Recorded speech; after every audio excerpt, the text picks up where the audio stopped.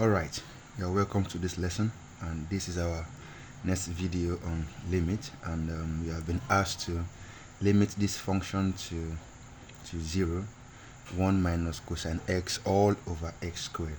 We have been asked to limit this function to 0, like we have to tend x to 0. Now the first thing we always do here is test our value x as 0, and we see what it gives us.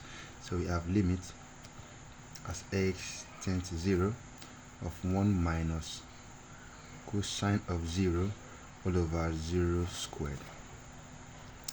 Alright, so we have this becomes 1 minus cosine of 0 is 1, and 0 squared remains 0, and this becomes 0 all over 0. Now 0 all over 0, as we know, is what we call the indeterminate form, and at this point you have two options. You have two or more options, and the two options you have of many options is you can use the trigonometry ID to solve this. The ID, I mean trigonometry identity, to solve this problem, or you can use the L'Hopital's rule. But trust me, I'll be using both methods in this video, so at least you can get something tangible out. So let's go. The first method we'll use is we'll be using the trigonometry ID. So using the trig ID,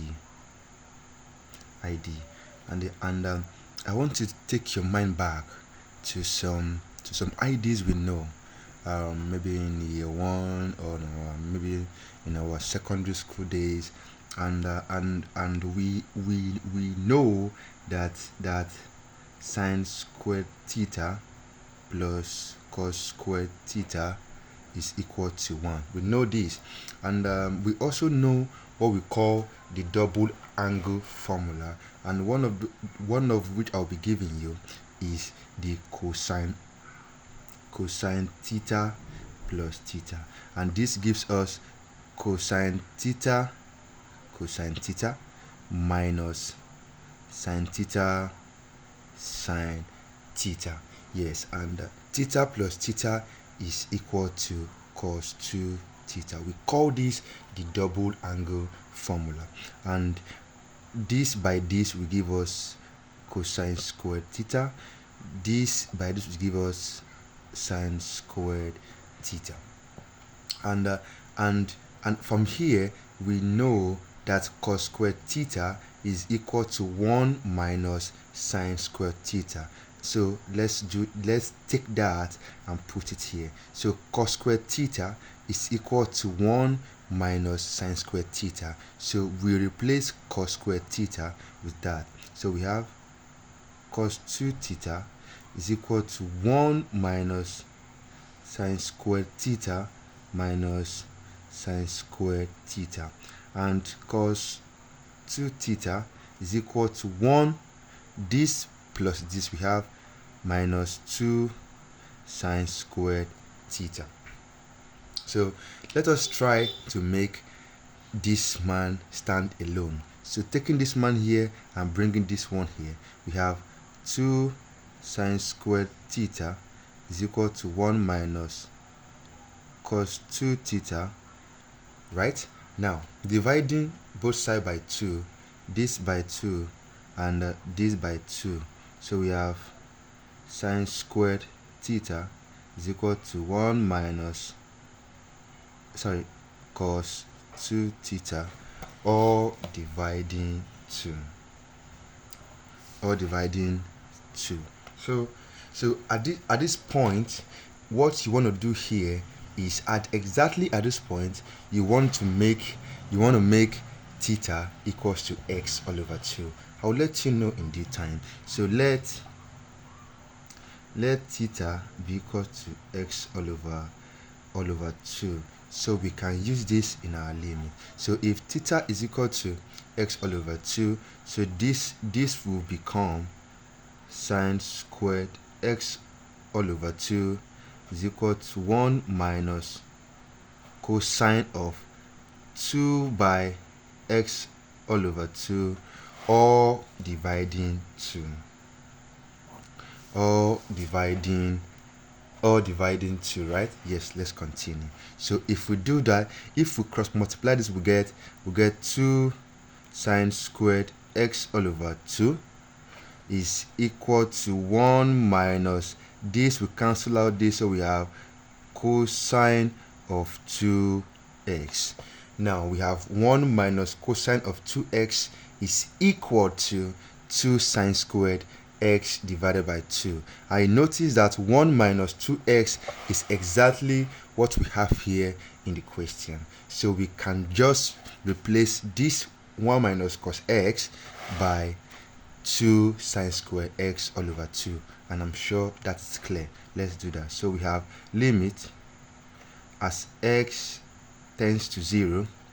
And instead of writing 1 minus cosine x now, we'll be writing what? We'll be writing 2 sine squared x all over 2. So we have 2 sine squared x all over 2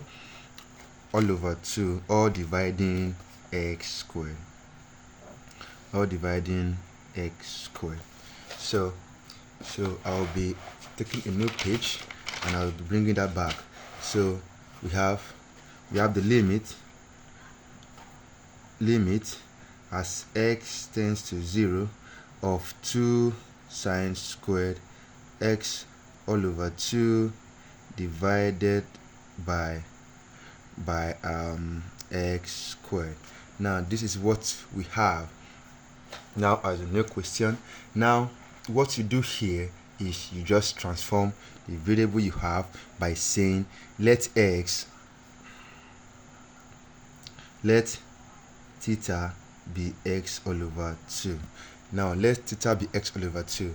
Why are we doing this? We are doing this because if you notice here, you notice that the angle with the cosine, the angle with the cosine here is double, while the angle we have here for the sine is half. So the angle we have for the cosine is actually x. Here should have been x rather.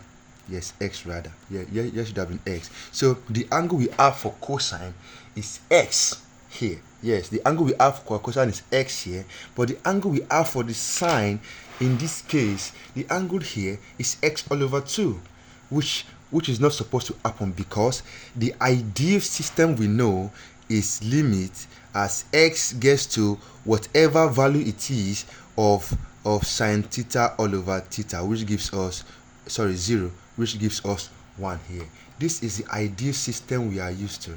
So our goal is to simplify the expression so that it becomes this pattern. But now it looks very messy. So let's do that. So if theta is x all over 2, then which implies this means that x is equal to theta. So let's replace that here and see what we get. So the limit as x approaches 0 of 2 sine squared x is 2 theta. Now we have 2 theta all over 2 here, then all dividing x here is 2 theta. So we have 2 theta all squared. Please follow me step by step and make sure you don't miss a point. So 2 theta, now this cancel out this, so we have the limit as x tends to 0 of this is gone, so we have 2 sine squared theta all dividing 4 theta squared.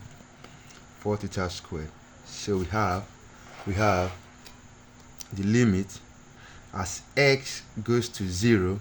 Now 2 here, 2 here, 2, right? So we can separate it and say we have 1 all over 2 sine squared theta over theta squared.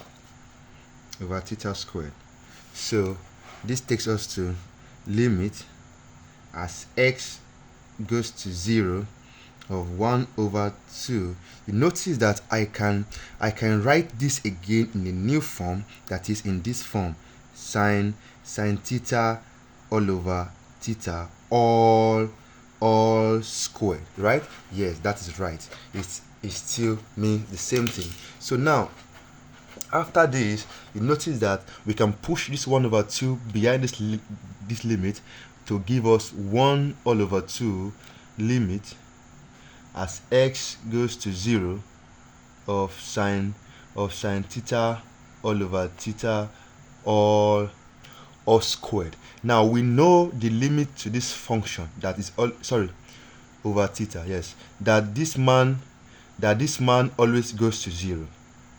This man always goes to 0. Now if this man always goes to 0, then we can say, sorry, always goes to 1 rather, so we can say the limit of this function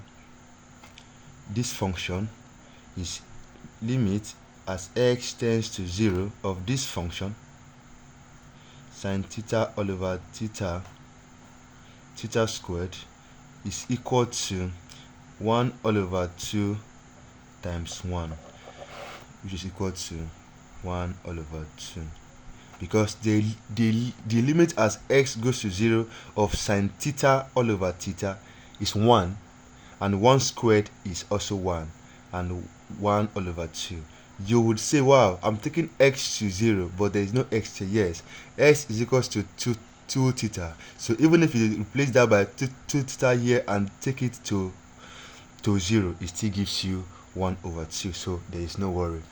Alright, so this is a trig method. Now we will be using the L'Hopital's rule to solve the same problem and see what it gives us. But remember, always remember, the L'Hopital's rule is used when you get an indeterminate form. So let's see, did we get that? Let us find out if we got in. Yes, I think we got that. We got 0 over 0, which we call indeterminate. So let us apply the L'Hopital's rule now using